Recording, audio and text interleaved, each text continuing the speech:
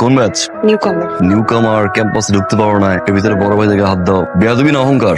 ভাই বুঝে উঠতে পারি নাই, আজকে আমাদের ফার্স্ট ডে। স্টুডেন্ট প্রোটেস্ট চলতেছে, সেটা বাদ দিয়ে এখান থেকে হেঁটে যাচ্ছ, বড় ভাই ডাকতে গেছে, গায়ে হাত দিয়ে বসো। ফার্স্ট টাইম না, ইউ সেকেন্ড টাইম।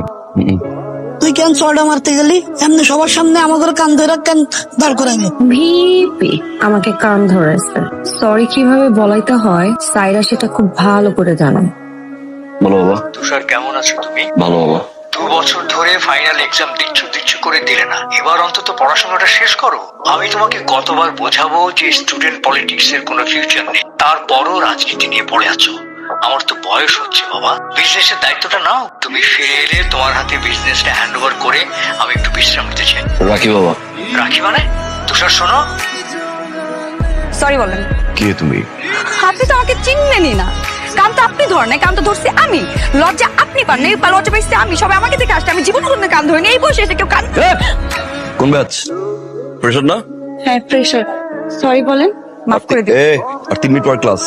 যাও ক্লাস যাও। সরি। গো গো। কিন্তু হালার তুষার বিপি হালার সব লয়ে লইতেছে, ক্যাম্পাস লইছে, হলের ক্যান্টিন পর্যন্ত লয়ে লইছে। ওই সব একাই খাইতেছে। আমরা কি ডাইলার ভাত খামু? তোর কি মনে হয় আমি ভাত খাওয়ার লেগে আইছি?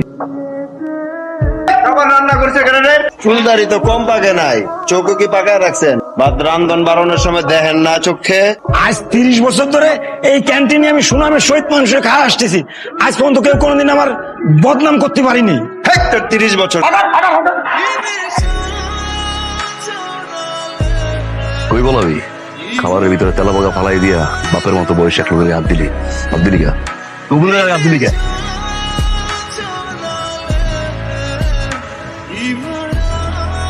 সরি বলেন। সরি বলেন। সরি। আমি জানি তো আপনার কাজ আছে, আমি তারপরে বাধা দেইনি। সরি তো বলবেন। আরে এতই কেন? আপনার একটা সরি বলে কি হয়? সরি বলেন। কিছু সরি? হ্যাঁ, প্রবলেম কি? হ্যাঁ, প্রবলেম কি? Sorry sorry sorry sorry sorry, situation বুঝো না? স্টুপিড।